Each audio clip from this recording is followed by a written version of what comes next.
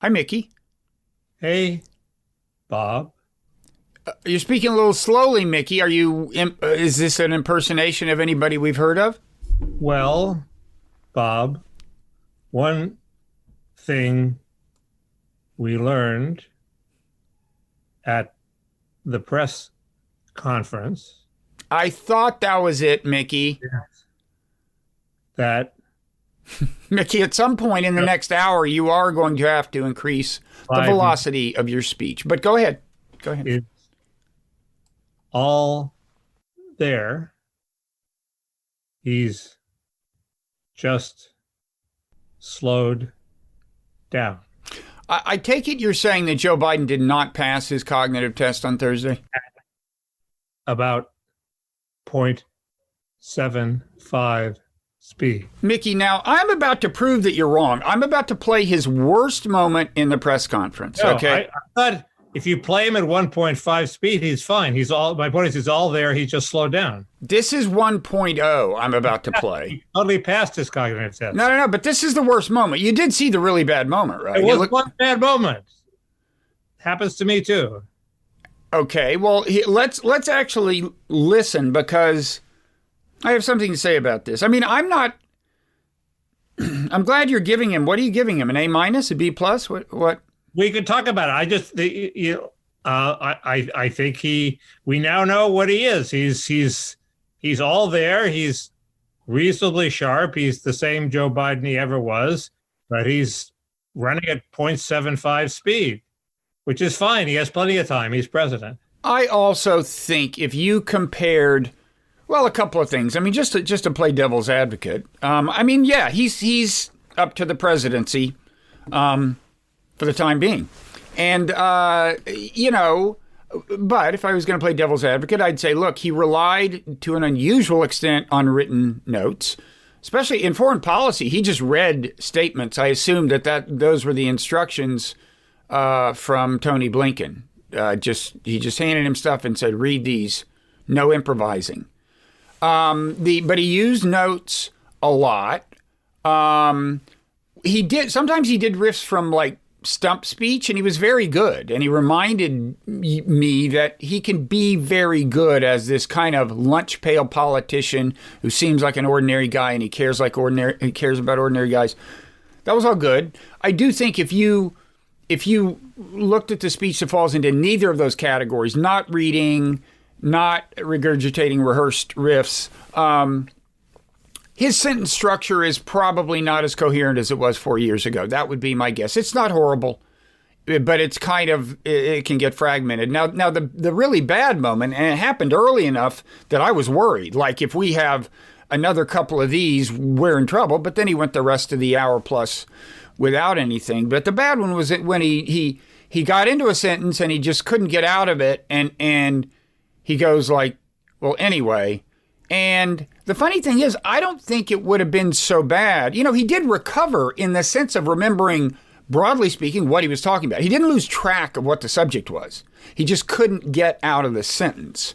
And I think if he had, when he said, anyway, looked less defeated, he looked down and it was like, oh my God, I think the same sequence of speech could have been, could have seemed more or less fine if he had just paused and said, well, anyway, you want to hear this moment? As it happens, they played it on the Washington Post podcast, so I know where it is. Yeah.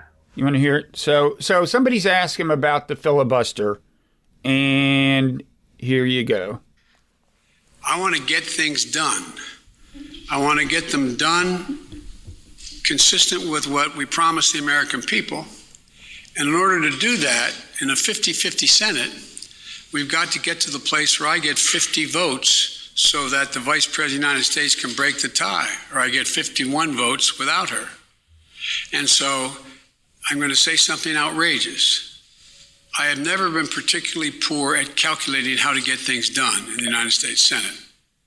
So the best way to get something done, if it holds near and dear to you that you like to be able to, anyway,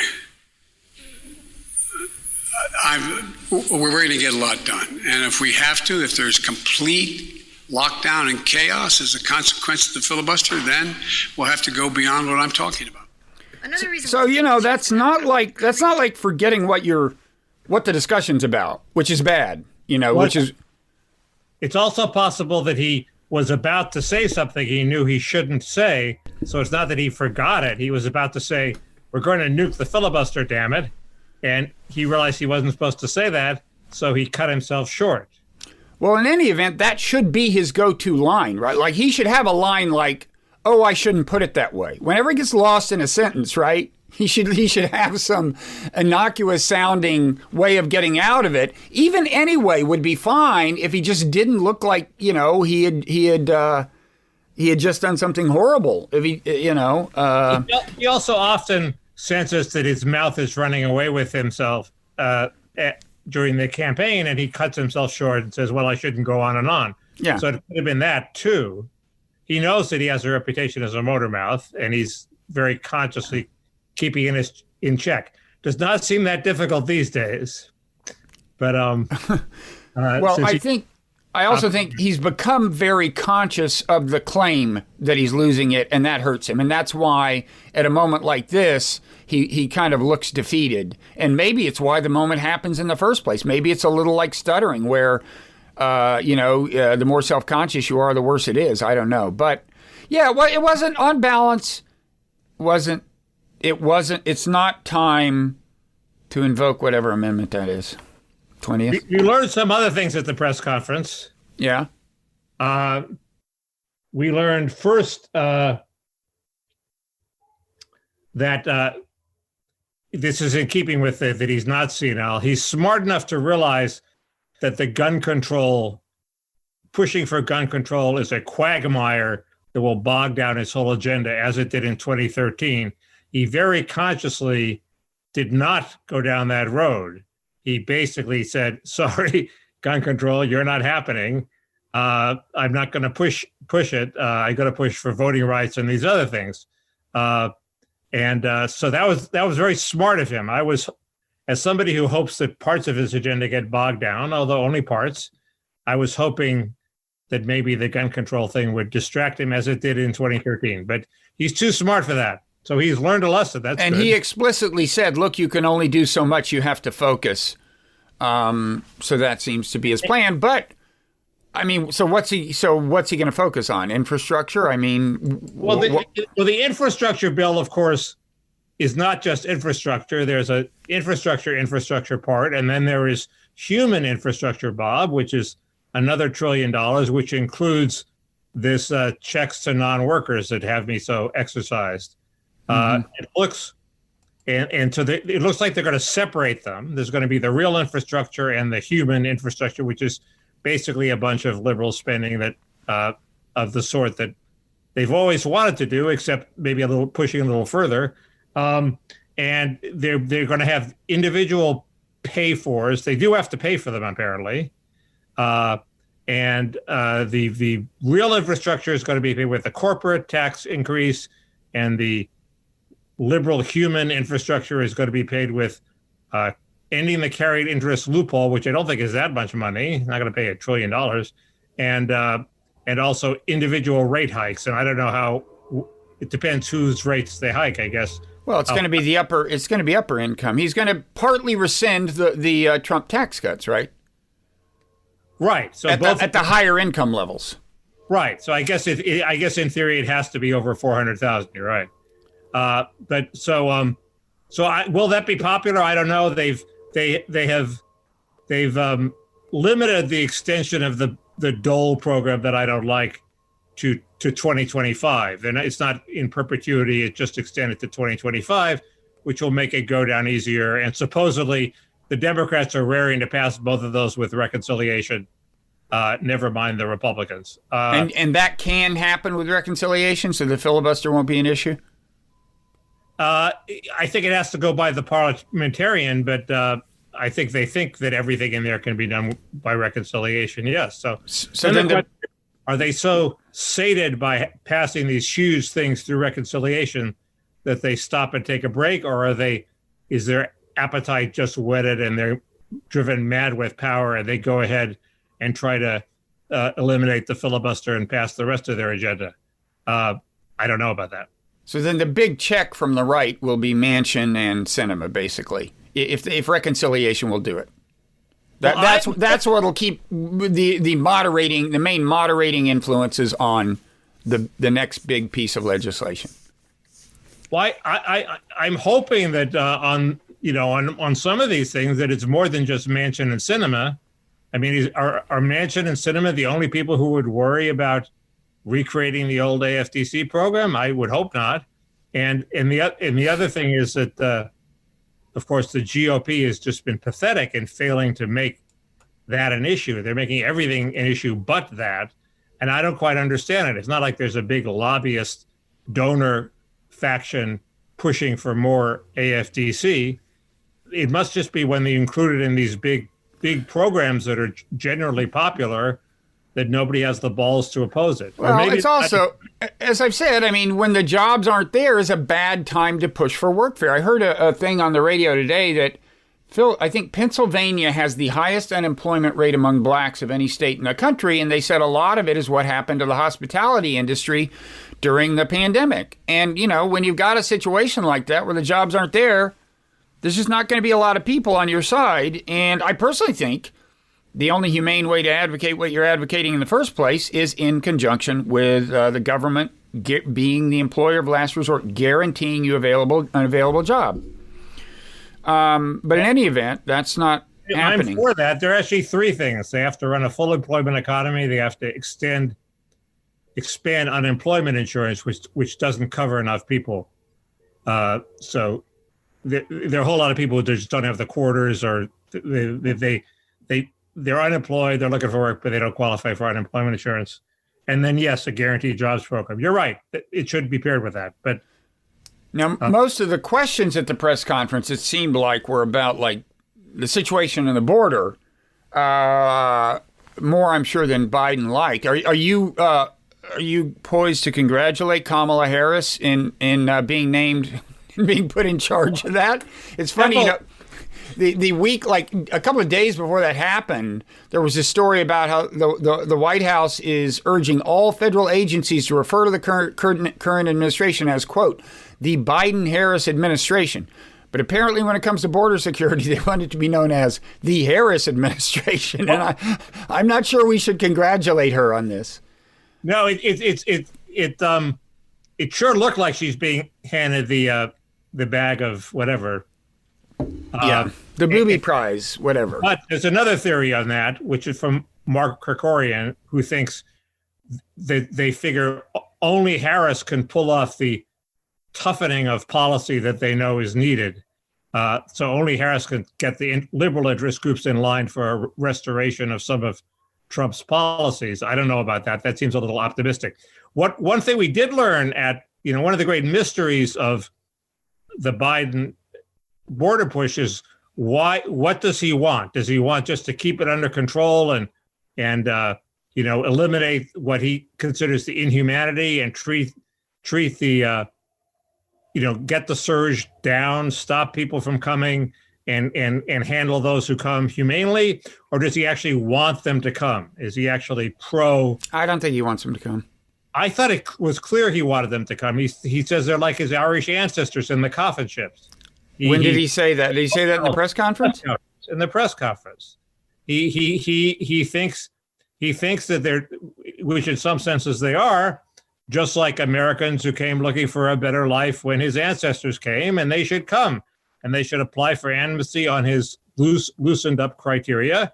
And, he wants them all to get in if they judge. Well, I mean, if you take him at his word and assume that he's not doing that to appease his base while simultaneously trying to actually reduce the number of come across the border, which is an entirely plausible political tactic, I would say. Right? That's, he's not reducing the number coming across the border. No, that's what we're speculating about. You're asking, what does he want? What would he like to do? And I'm saying I think it's entirely possible that, he's a centrist by nature. And I think he understands that the politics could get ugly if it seems like it's now suddenly out of control and wasn't for the previous several years. You would think, but that speech seemed heartfelt, and he seems to actually, he gave a couple of hints that maybe he wants it under control. He hinted that the 9-year-old should go back to her mother in Mexico. Right. He did. That was the main hint. Others said he hinted generally that he liked the idea of sending all the families back under this section, Title 42 pandemic authority. I didn't, but this is the central mystery of Biden now. He's moved to the left on a couple of issues that are not where the old centrist Biden was. Immigration is one of them. Welfare is another. Trans athletes in sports. You would not see the old centrist Joe Biden saying that trans athletes should participate in women's sports. Whatever you think of that issue, he wouldn't do this. And the question was always, does he really believe this? Has he changed his mind? Is he just kowtowing to interest groups? And the general, I guess the way to unify all those is it's that Darwinian thing where you believe what you have to believe, but you really believe it because it's in your mental makeup to actually believe what you need to believe. But there's a missing link, Bob, and I have the missing link here. Looks like you're going to show it to us. It's an actual link, like in a chain. Is that Franklin Delano Roosevelt? This is my father's portrait of Franklin Delano Roosevelt, which hung on his wall probably since World War II. Looks like a black and white that's been colorized. It's the same photo of Franklin Roosevelt that hangs in practically every Democratic home in America for the last 40 years. And historians like John Meacham have gone and convinced Biden that he's the next FDR. So never mind, you should think big. Never mind these little things like welfare and immigration. Think big, and your history will laud you for it. So I think that's the final cement in the glue is John Meacham's benediction. First of all, is John Meacham an actual historian? He is now. He's a journalist, right? He writes books about history. He's the guy who apparently put together the meeting of historians that met with Biden. You're aware of that? No. Earlier this month, a bunch of historians met with Biden. That no doubt includes Michael Beschloss, right? I think he might have not been there. That would be shocking. Because he's another guy I'm not sure is an actual historian. He wasn't listed. He wasn't listed in the Axios story that reported this. Huh. Who was there? Who was there? Like Sean Wilentz or what? I didn't see Sean Wilentz on the list either. What's wrong? Who was there?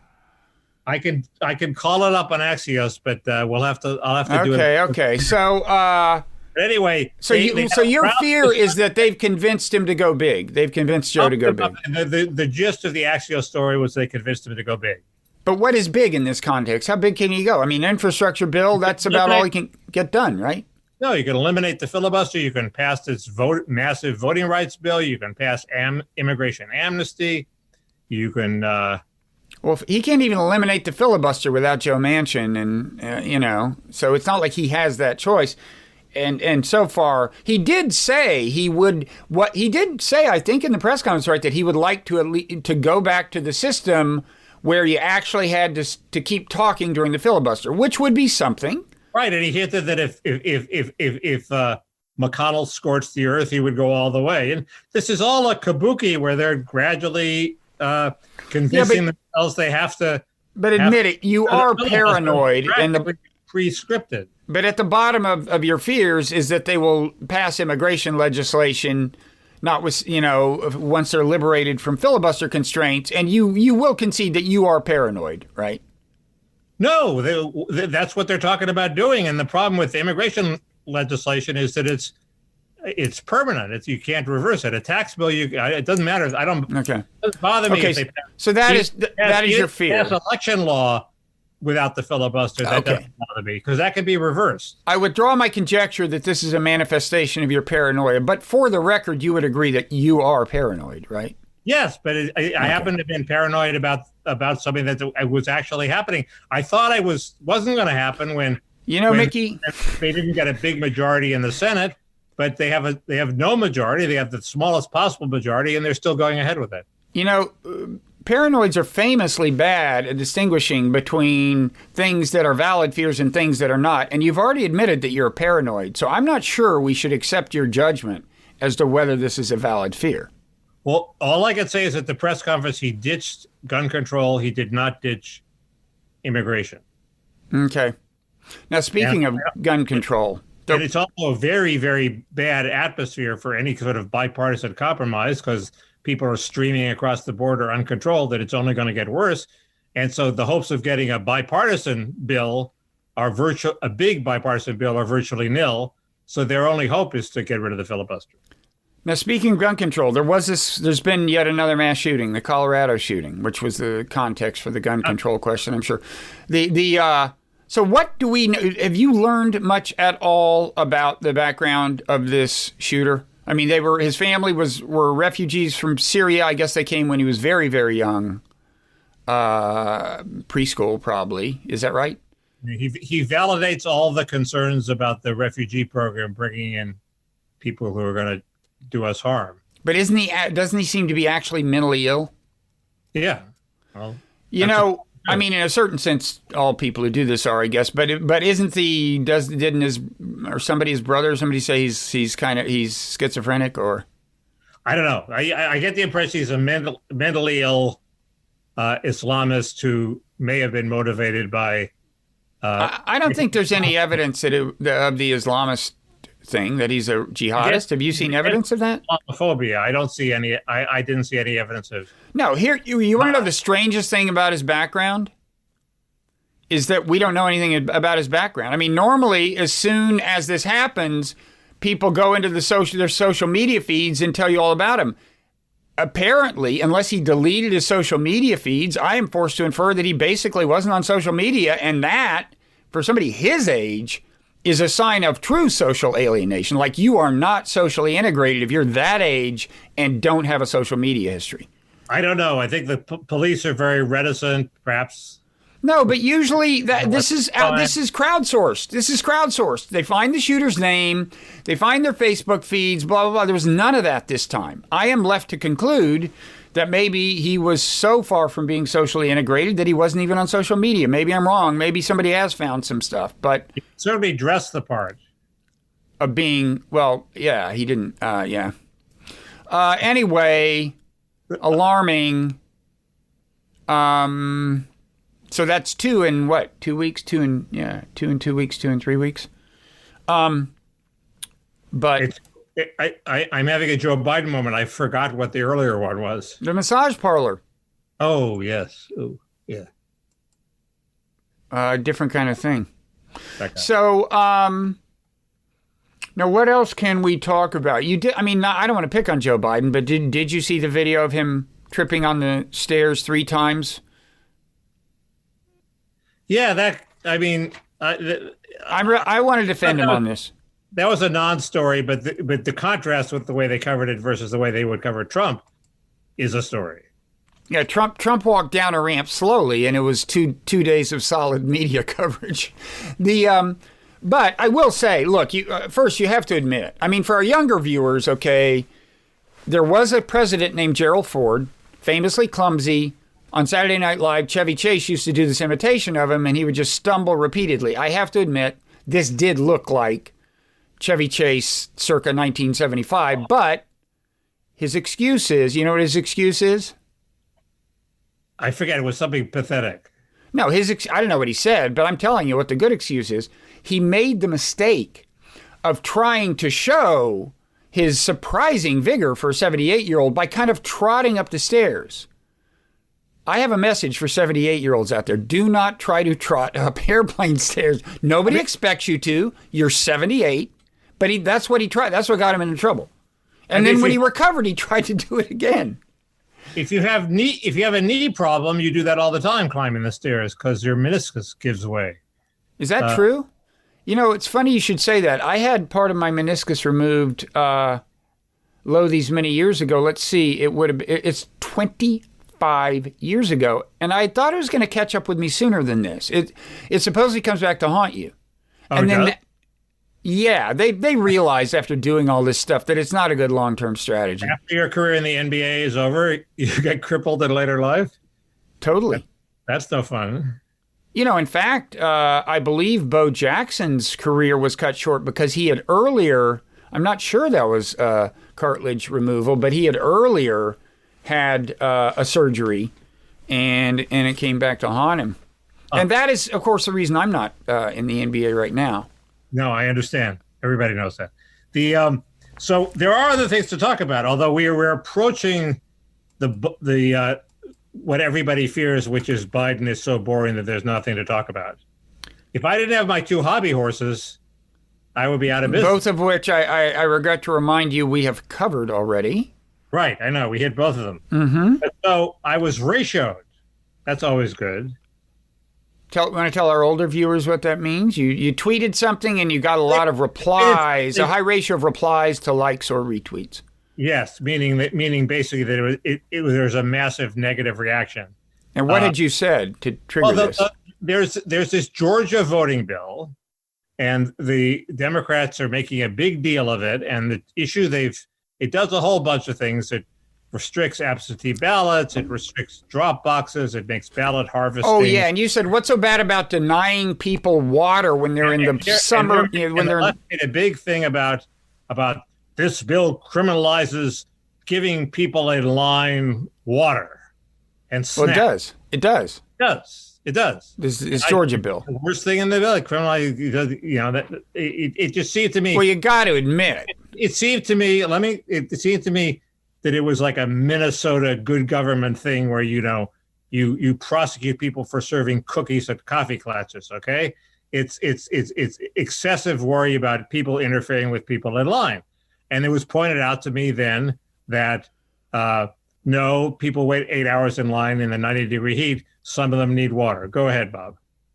Well, I was going to remind you of that. But I mean, you're putting kind of a nice face on it by suggesting that it's akin to kind of good government, good intentions kind of right. I mean, obviously, the legislation is designed to reduce the number of Democrats who vote. Just as Democrats pass legislation designed to increase the number of Democrats who vote. Sure. It's a constant war. It turned out what they were really worried about was a sort of not that they wanted black churchgoers to suffer and faint in the heat, but there are these massive turnout operations by democratically funded, like Mark Zuckerberg organizations, to get out the vote, but we really know what they want. That serve 7,000 pizzas, and Chef Andre has a huge kitchen going, and there are these massive food events that are obviously designed to get people to vote Democratic, and all they're saying is this is there's a prophylactic rule, which is don't fuck around with the people in line, and they're saying these people, they can go have their events, but they can't fuck around with the people in line. That's what I assumed it was, that they couldn't drag a food cart through like a low-income neighborhood and say, hey, you want a series of good meals, including while you're waiting in line to vote? Under this law, I think they can. This law just deals with what you do to people in line. There's, I guess, bribery laws that would deal with offering people food to vote Democratic, but they probably can run a food truck through the neighborhood. This has nothing to do with that. No, but what I meant was I assumed they were afraid of a form of implicit subsidy where part of the... I mean, what are they honestly afraid of? Like, are they really thinking that somebody's going to go... You're going to say, if you go show up in line, show up to vote and wait in line, I'll give you some pizza? How many people is that going to get out there? Come on. Chef Andres is pretty good chef, Bob. I might go in line for some of his food. They're worried that there is so much Democratic money out there looking for something to do that it will sponsor. They will give you a fucking baked Alaska or something. Okay. They will give terrific food to people who go vote, and the question is, does that shade into actually buying votes, and will people vote Democratic because they know what these people are up to and they feel the normal human gratitude? And the answer is, They don't want to worry about it, so they say you have to move 150 feet away. That's all this. Okay, the next question is like, whose idea, what genius who supports this legislation decided to include water? That's a brilliant public relations move.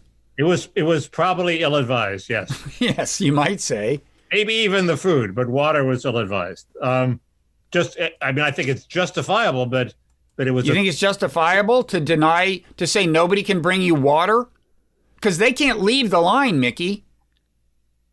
It's not clear that they can't leave the line. Well, they might lose their place in line. Why have you wait? I just want to get you on the record. You think it should be illegal to hand somebody a bottle of water while they're in line to vote? I wouldn't pass that law. I just say it's not crazy. It's not crazy to have a "don't fuck with the people in line" rule, because when you're handing out the water, we don't want to worry about what you're going to say. Okay. This is for House for Senate. You never know. You can't control it. I'm on board, by the way. We have a prophylactic. If you run, I'm there for you, man. I'm afraid I can't vote. I don't live in California, but spiritually, I'm totally there. There's a big election coming up in California, Bob. I could run. The whole race is stalled while people are worried about whether I'll run or not. I've sort of frozen everything in place. Do it. Seriously. You got the whole Parrot Room behind. Well, no, you got half the Parrot Room behind you.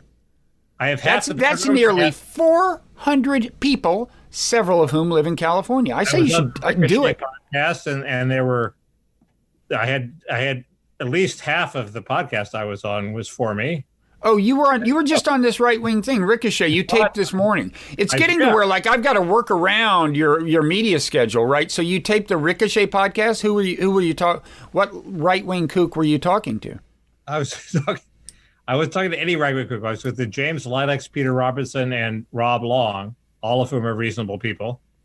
Rob actually helped me out with my Senate campaign, although, as he points out, he did not tell me not to work as hard as he did not tell me to take the time off and not be somewhere every night. So we went through that, but those are all reasonable people. They asked interesting questions. Isn't Peter Robinson he's an immigration restrictionist, right? Or am I mixing him up with somebody Peter else?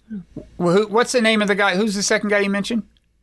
Peter Robinson. He's a former Reagan speechwriter. No, he's a Reagan speechwriter. He's sympathetic to both sides.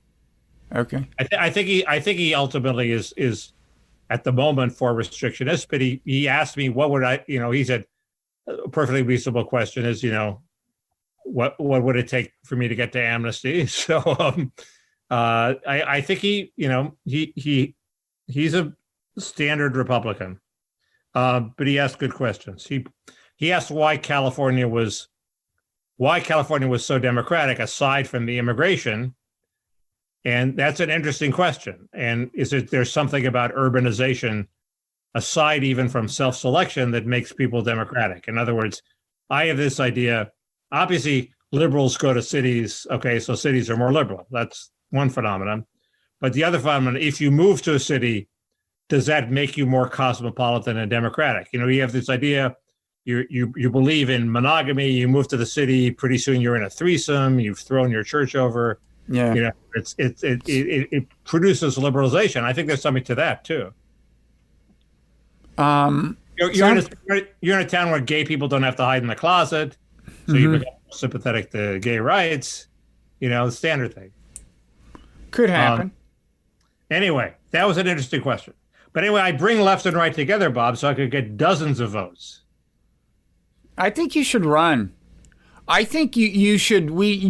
Just check out the comments section under this video on YouTube on our side. I think you're going to see a lot of run, Mickey, run. And folks, the way you spell that is run, comma, Mickey, comma, run, period.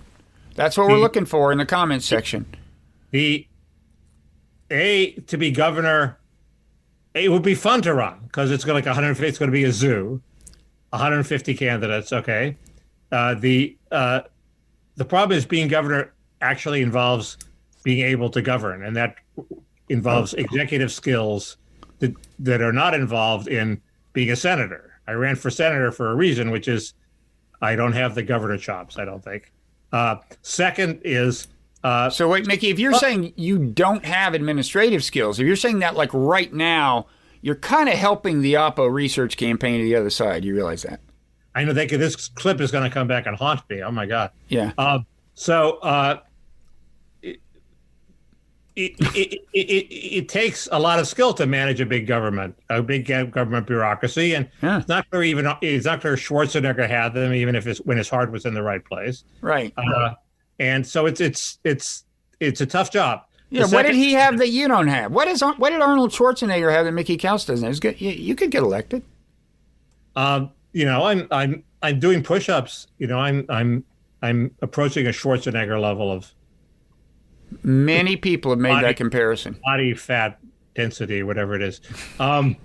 The second thing is that Trump is hovering above the race, and if Trump jumps in and endorses somebody, that person's going to jump up. Now, I just realized today that also has, since both these elections happen at the same time, okay? There's a, do we want Newsom, yes or no, and who should replace him? Happens at the same time. So if Trump jumps in and endorses a Republican, all the Democrats are going to say, fuck this, we hate Trump, we're going to vote for Newsom. So there's going to be this blowback effect that's going to help Newsom if Trump intervenes, but it's also going to screw everybody else who's running to replace Newsom. So anyway, Mickey, wait, that's me. I'm starting to fear that the following scenario has not occurred to you, and I would recommend that you seriously entertain it. It's a long shot, but if you could get Trump to endorse you, I'm only half kidding, Mickey. Like, people who know Trump, and he knows that you're, kind of on board policy-wise. Steve Bannon. You and Steve Bannon are like this. Mickey, think about it. You run as an independent. Trump wants to destroy the Republican Party. He says, this is my guy. Trump's, there's this election in Ohio, Senate election. We talked about. Are you changing the subject? No, I'm not. Okay. 4 of the candidates had a meeting with Trump at Mar-a-Lago, not J.D. Vance, but the other 4. And the level of memory that Trump had for the slightest slight, like one had praised somebody who had voted to impeach Trump. Okay, Trump remembered that, held it against him, okay? The level of suck-uppery it takes to get Trump's endorsement is really humiliating, and that's going to be a problem for J.D. Vance, because I don't know if he can muster the. And you're saying it could be a problem for you? I think I'm nowhere near. Because let me just atmospheric level of suck-uppery that. Let me just throw something out here. There probably is an amount of money that could have the effect of the archives of Blogging Heads TV disappearing entirely. Okay, I'm just throwing that out there. If you find yourself talking to donors in California, I'm just leaving it on the table. Yeah. And who would that money go to, Bob? Someone who has the power to have those archives deleted, I suppose. No names come to mind. But, you've been vaccinated. I would just get in the car, adopt a devil-may-care attitude, and drive to Mar-a-Lago. Do you play golf? I don't play golf, but I do know how to get to Mar-a-Lago. I could give you golf tips by Zoom, and then you just show up. I play tennis, and golf, the motion is the opposite of tennis. So when you play tennis, you're really like a shitty golfer for a while. It's the opposite? I've never gotten through that stage. Golf has always bored me before I got through that stage. I thought tennis was its own opposite, like backhand or forehand. No? It's whether you keep the elbow, which arm you keep bent and which arm you keep straight. I don't know. It seems quite different. Anyway. They're both head games, though. You'd be good. If you're good at one, you have potential at the other. Well, there's the Zen quality. Precisely. I was shocked. Talk about connections you don't expect. First is the connection of Bob to Darren Beatty. Who knew? The second is the connection of Bob to the fire guy, who turns out to be a fan of your Buddhist books. Greg Lukianoff, I think his name is. He tweeted, I got his monthly book award. You have tentacles through all parts of American society. You're the one who should be running for president. Let's just say that's not being studied by some of the finest study groups in America. Yep. Yeah, Greg was very nice. I had him on my show.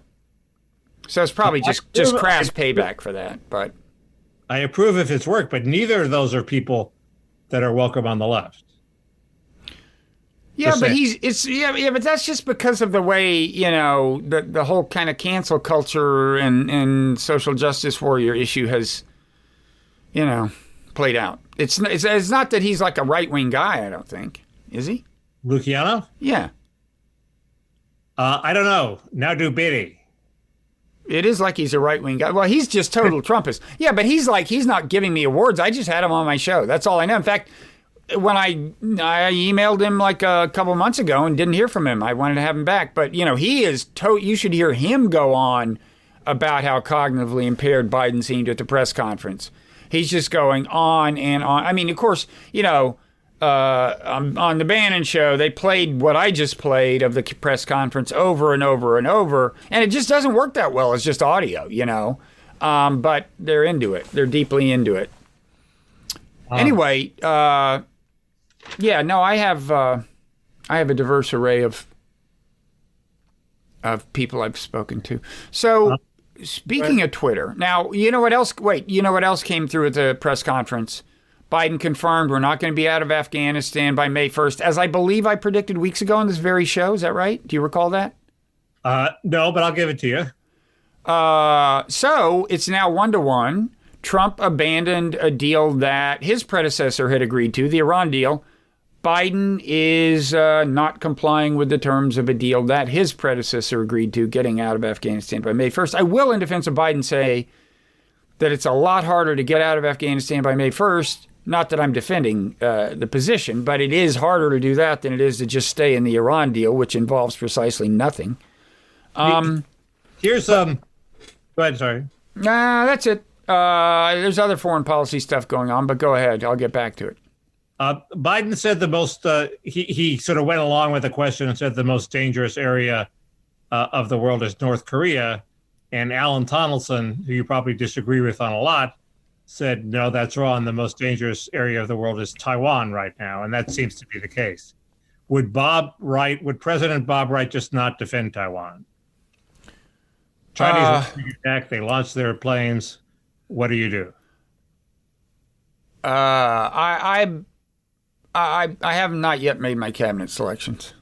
I'll have to confer with him. No, I would be inclined, is it worth fighting? Biden couldn't get away with that punt. What? Even Biden couldn't get away with that punt. Yeah. No, I would probably not be inclined to. In the ideal world, you make the thought of attacking Taiwan unappetizing enough that you slowly work something out that, doesn't involve war. But it's a very complicated situation because they have a feeling about, they consider that Chinese territory. Now, here's a historical question. Was it part of China until the nationalists retreated there after the war? I guess it was, right? They were just retreating to a part of China. I don't know. I'm sure there's a lot of revisionist history, but I don't know it. So, but anyway, they think of it that way. I thought the Bob Wright of Nonzero was going to. Alan Donaldson specifically worried about what happens to their semiconductor production expertise and Taiwan's. Mm-hmm. And soon the Bob Wright of Nonzero will say, well, the Chinese will conquer them and they'll preserve the semiconductor expertise. Well, it won't evaporate. It won't. No, I mean, of course not. It's expertise. Right. But then they'll use that to promote authoritarianism, as David Sanger so eloquently explained in the New York Times. They'll hold this expertise over other nations' heads until they become authoritarian like the Chinese. That reminds me, should people go to the Nonzero archives at Substack, they will find two pieces about David Sanger, I believe. Well, they'll find at least one that's open for public inspection, and maybe one's confined to paid subscribers, but I certainly recommend those. But your point was that Sanger made no sense. Well, there are two pieces he wrote that were both lamentable. He's symptomatic of a serious problem in journalism, and it's just kind of a natural tendency, but he's one of the worst exemplars, which is, well, let me sidestep. Somebody tweeted, which I thought was kind of funny. This tanker is stuck in the Suez Canal, and he this guy tweeted some headline somewhere: tanker stuck in canal is a challenge to Biden, and that is, everything is depicted as some kind of challenge Biden has to respond to, and Sanger is just among the very worst. And I wrote about that in the context of cyber, Chinese and Russian hacking. He did a piece on that I thought was completely horrible. But he, in general, is just, in effect, in the end, a fearmonger. Because not that that's necessarily his goal. I think his goal is it was originally to get on the front page back before there was an internet. Now it's to get clicks probably. But he writes sensationalistically, and he depicts everything as a threat to America that will be a test of our president and blah, blah, blah. And it's a natural tendency if you're a journalist who is rewarded for getting a lot of traffic. But he's particularly egregious about it. I can't tell for sure whether there's an ideological component in his case, but this is, it's a real problem. And that's my lament. I thought the tanker was a metaphor for Donald Trump's role in the Republican primary system, which is he's a massive obstacle to anybody else getting through. That's pretty good. There goes my Trump sucking up, Bob. You should have stopped me. That's the last thing I want to stop. I think the voters deserve to see the real you before they decide how to cast their ballots. No, but I should be sucking up to Trump, and instead I'm pissing on him. Oh, that. Yeah, you're right. That was a big mistake, and I regret that. So. Okay. I'm thinking, you may be more anti-Biden than I am. I don't mind anything Biden's doing done so far, except the welfare plan and his immigration policy. And letting trans athletes compete with women. I don't think that's a big issue. But you're against it. I'm against it in theory, but the right keeps coming up with these two same examples. If they need more evidence that it's actually a widespread problem. No, I'm against his foreign policy pretty increasingly broadly. And do you have a theory as to why I lost Twitter followers with a tweet that said something that just pointed out that if I were a neocon, I'd be pretty happy with his foreign policy so far. If you look at, bomb Syria, no Iran deal, tensions have deepened with China, North Korea, and Russia. I actually lost some followers. I wasn't sure whether it's like, I think China is becoming a real hot button issue. And if you seem like you're too accommodating toward China, there's people who will really get upset. I think that may be it. It could also be, I offended some neocons or neocon supporters, but surely if they're my followers, they had some clue before this, right? Maybe,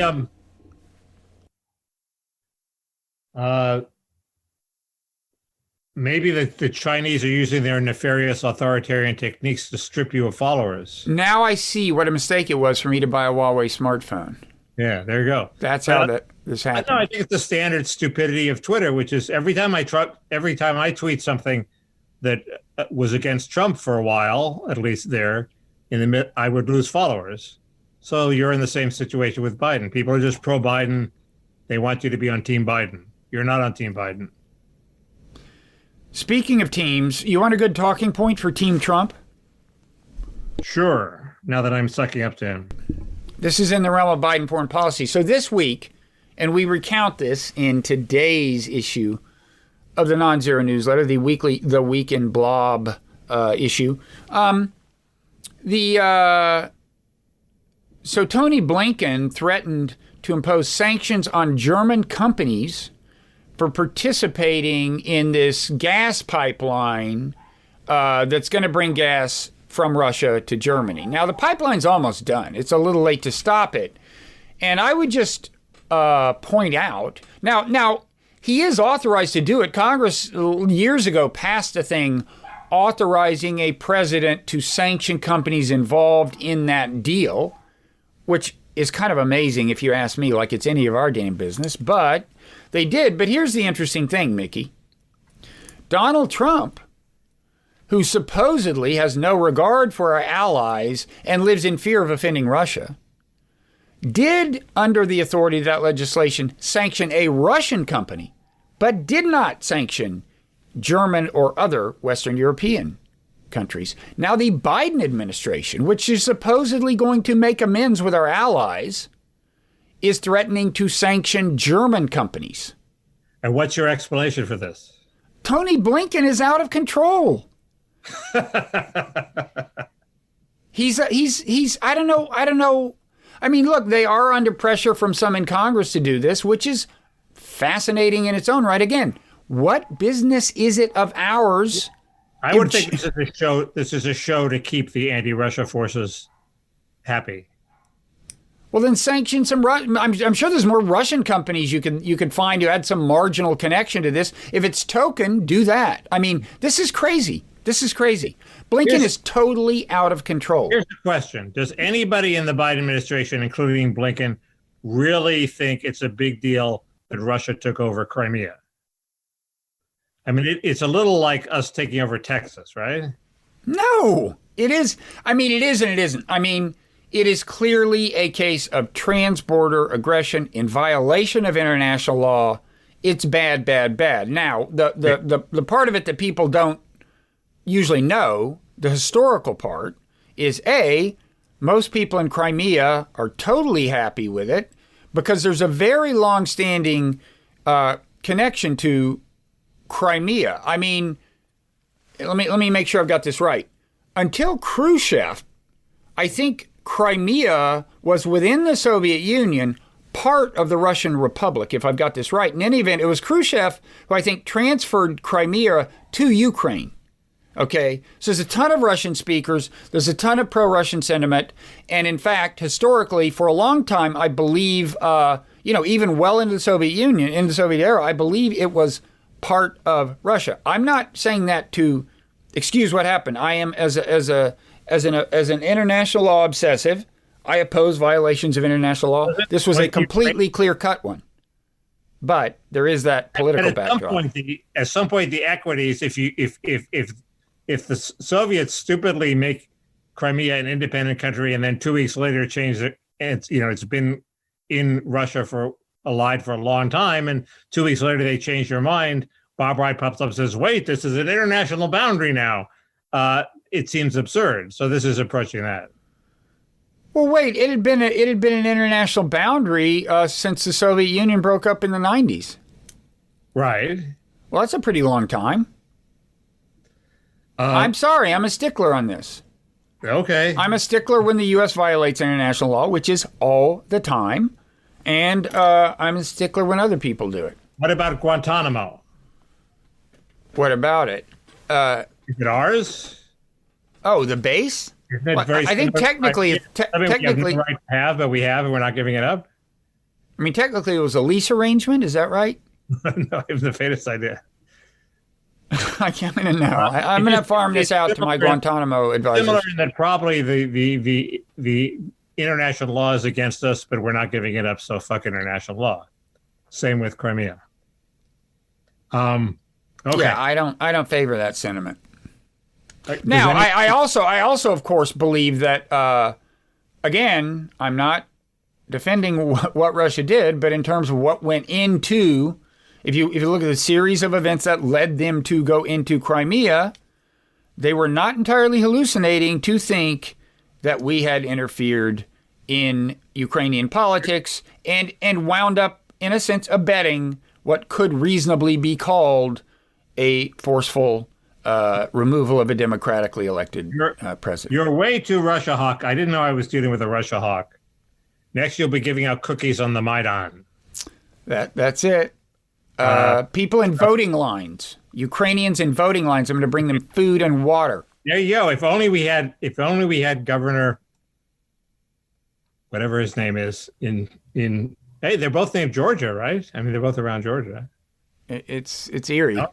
It's almost eerie. Anyway, there are a couple other things to talk about. COVID is one, but go ahead. Well, let's talk about COVID because that's the other two are paritable. Okay, first the bad news. I've been saying for a couple of weeks, like, case numbers have been plateauing. Deaths have got to start doing that. Eventually, they seem to be starting to do that now, and it looks like they may even be moving up a little for the time being. The cases have not been moving up. They've just plateaued. Yeah, I think if you look at the last couple of days, maybe it starts looking like there could be an uptick. I'm not sure, but yeah, it's been a long plateau. It's been a 2 weeks plus plateau in cases, and that's it's about at that point deaths could start catching up. And last couple of days, in theory, deaths look like they're doing that. The people who are most likely to die are now all inoculated. The ones, yeah, you would think. In theory, more cases should not necessarily translate into more deaths anymore. At least not like it used to. Not like it used to, maybe. But, we'll see. The last few days are not encouraging on the deaths front. And I do think maybe it's a battle. Well, it's a battle between the vaccination rate and two things on the other side. One is people getting out more. Partly because maybe they feel, I don't know, because of the vaccination rate, because of various things, and, like Texas is opening up and so on. And the other thing is the new variant, I think in the New York area in particular, the British variant, which is, is not immune to the vaccine. It's just it spreads faster. And so it's a race. I've learned that there's a new dimension to post-COVID tristesse. Previously, I thought it was people who like the isolation of the lockdown, like not having to go to stupid meetings that they don't want to go to, like not having to deal with friends who are not really close friends, et cetera, like this free time, like nobody messing with them. But I also think it provokes a sort of midlife crisis in people. In other words, first, I think the vax is depressing. So I felt the vax was making me depressed. And second, in this depression, you say, okay, I'm free now post-COVID. What do I want to do with my life? Maybe it's weirder if you're a single person without a family. If you have a family, you know what you're going to do with your life. You're going to do your family thing. But it provokes a sort of doubt as to, I was mindlessly going along. Now I obviously have a limited number of years because I've just lost one of them. So I know that years are precious. And, is this what I want to do with the rest of my, with it, the midterm years that lie ahead? And people are sort of worried that they're in a rut or they're not doing the best. And it sounds like maybe you're worried that you're in a rut. And I'm just going to say this one more time, Mickey. Mar-a-Lago. No. Get in that car. Get out of my rut. No, I'm on Substack, Bob. How could I be in a rut? Right. Oh, the life of the Substacker. I'll tell you, it's wild, isn't it? All this money pours in, and it's like magic. Yeah. Although I'm not on Substack Pro. You're not even on Substack paid. You don't have a paid newsletter. Right. I'm on Substack Schnook. The people that aren't getting anything out of Substack. But I like Substack. So there. But anyway, yes, I've been in a rut for a while. Well, we should talk about that more in the Parrot Room, where you can I believe in always having midlife crises. So I want to talk about this in the Parrot Room, because this is I've been having some of this too, and this is serious stuff. Folks, don't go to the Parrot Room thinking it's all fun and games, even though I did tell the hunting joke last time. Go to the Parrot Room with that build-up. Jesus. It's not all fun and games, people. It's not for the faint of heart. Either you want to grapple with the deepest questions known to humanity, or you should stay the hell out. How's that for marketing, Mickey? If you don't live in the Parrot Room, don't go to the Parrot Room. I was trying to paraphrase a famous rap song. Bob. Yeah, I don't think I didn't catch it. I don't think you got it. Don't think for a second I didn't catch that one. Wow, you know where we are? 59 minutes and 53, a little less than that. We're at 59 minutes, so you know what that's God's way of telling us. On to the Parrot Room. But we wanted to say a couple more things. Can I just briefly say, and it's an indictment of the press corps that nobody asked Biden this question. Like, why don't you arrange, for the sake of the whole world and ultimately for the sake of America, for the intellectual property laws governing the vaccine companies to loosen up a bit so that we can allow, so that there will be more factories making the vaccines in more low-income countries. You know, I mean, he could finagle these companies into deals of a kind they are not currently contemplating. It would be great public relations for them. Most of them are already going to make a ton of money in any event. And it's important for a lot of reasons. I mean, you know, if you don't deal with the problem, new variants are going to be rising forever. They'll come back to haunt us. Also, people will resent us for hogging the shit. And that can come back to haunt us. Yeah. What do you think his answers would be? You think he's ready for that question? I don't. That would throw him for a loop. I think he was ready for the questions he had been prepared for. He was very well prepared for the questions he got, suspiciously. But let me just point something. Almost as if they knew in advance. Let me just point something out. Now, Bill Gates, who's been like Mr. Global Vaccine, is actually kind of ideologically opposed to loosening intellectual property restrictions, apparently. I mean, that was his whole, that was what he brought to the hacker community, like in the 80s or whenever Microsoft was started, the maybe late 70s. Is like, no, intellectual property does matter. This shit isn't free. You got to pay for it. And he's sticking with that. But I just want to say, like, if you just worked out a deal, I mean, remember, if they just let somebody set up a factory and then somebody monitors it to make sure they're doing it right, it doesn't cost them anything. So if you even say to them, hey, how about we give you $1 per vaccine or $2 per vaccine as a licensing matter, okay? You're doing nothing. The money is just rolling in. We're talking about billions of people getting vaccinated. Bill Gates could pay for that without even noticing. Couldn't somebody buy these $2 vaccines and then resell them in the United States for $50? That would not. Well, it'll be too late. I mean, we're all going to be vaccinated in a couple of months. But you know, you could do things. I'm sure you could do things to prevent the bootlegging. But you know, the point is nobody's even thinking about this. It's crazy. This is a fucking pandemic, and they're acting as if these intellectual property laws are just completely sacred. You can't even talk about minor, modest loosenings of them. I bet this becomes an issue once America is pretty much vaccinated. Once you secure your own gas mask before you help others. Yeah, but that's the whole point, Mickey. It does not. We're not talking about taking vaccines we were going to get and giving them away. That's the beauty of it. It's a non-zero sum game. It doesn't reduce the number of vaccines. We're just saying, yes, you're allowed to start a factory. Right now, they're saying, no, you're not allowed until unless you pay us a shitload of money. I'm talking about political bandwidth. You're not taking away your kid's gas mask when you put yours on first either. You're making sure you're okay, and then you have the confidence to help others. It is literally a threat to Americans' health to not deal with this issue. Right. Well, it's stupid of us not to focus on it. I agree, but I'm just saying that's. I just think it is the American politicians' instinct to bow down to corporations without giving it any thought whatsoever. Well, you certainly don't want to piss off these corporations since they have the fate of our country in their hands. So, too late. The U.S. vaccinations are taken care of. And by the way, this is in terms of getting Mexico to help us with the border problem. I think you may be. We've already seen a small number of vaccines going from us to them. I think you may be seeing more. No, that's the one way Biden can control the problem is by getting Mexico to clamp down on their southern border and by getting them to take back more of these families that we're expelling.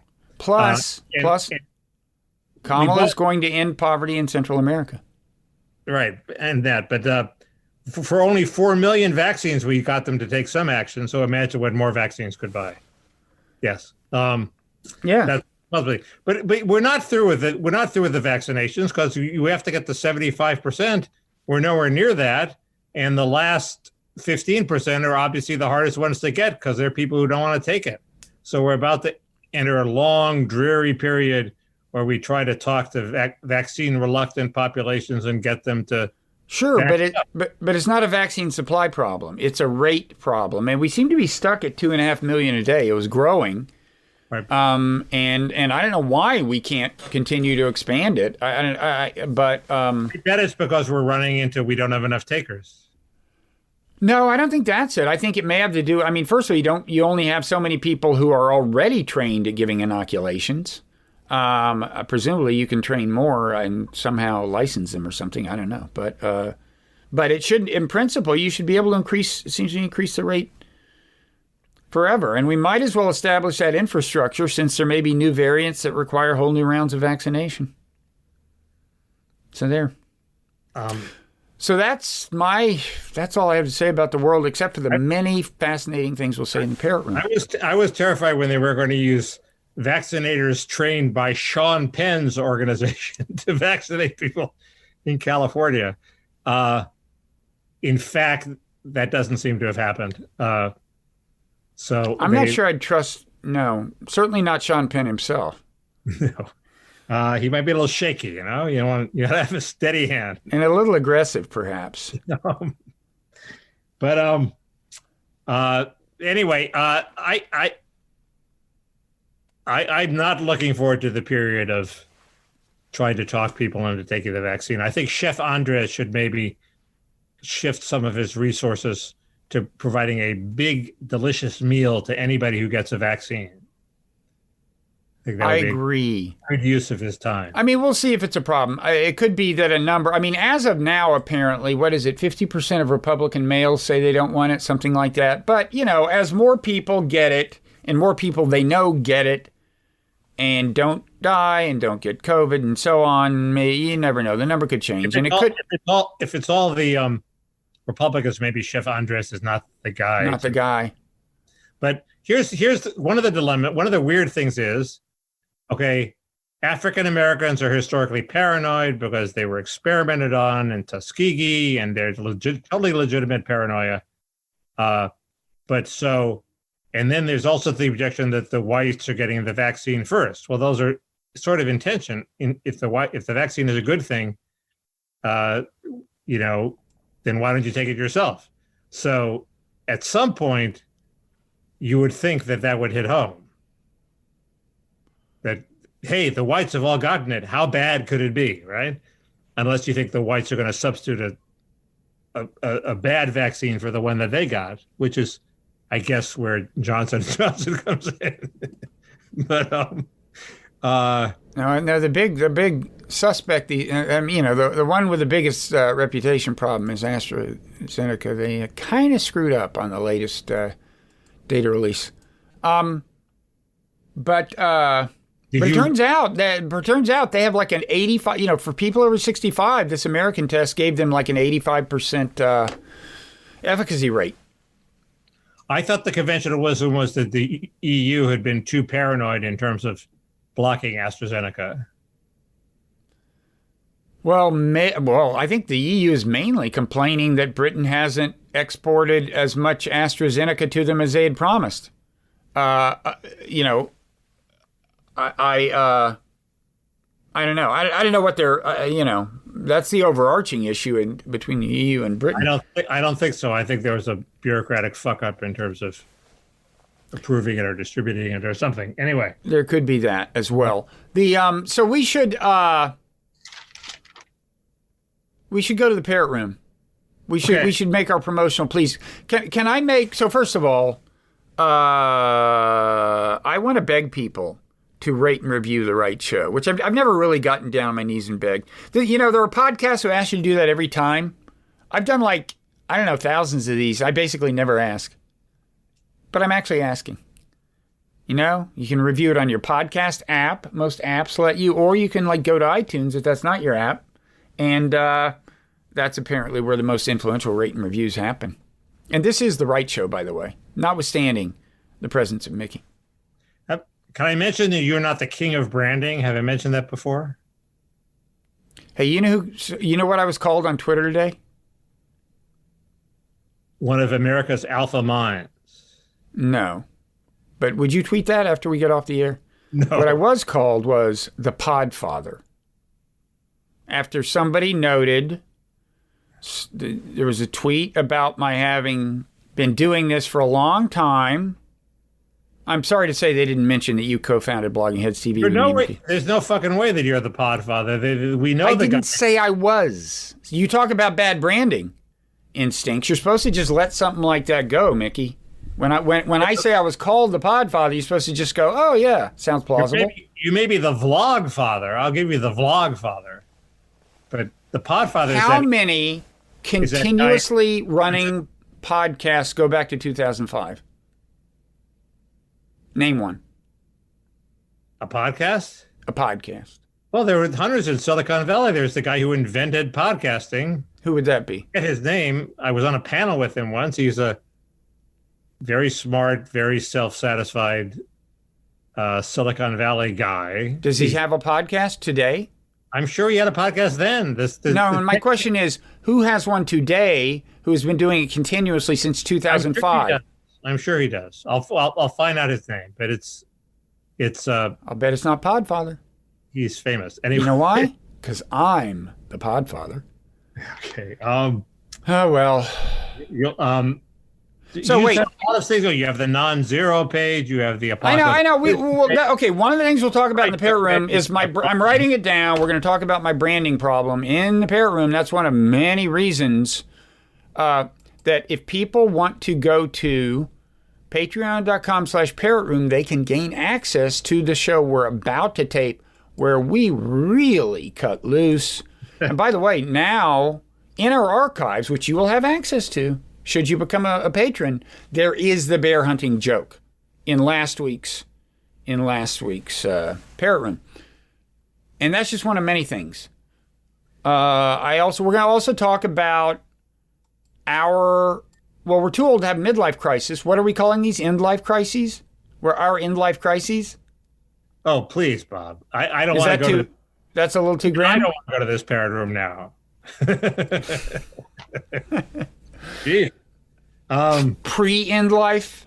How about near-death crisis? Is that... The parrot is no more. That's not better? Near-death. The fire immortal. Oh, my God. That parrot's 6 feet under. He's pushing up daisies.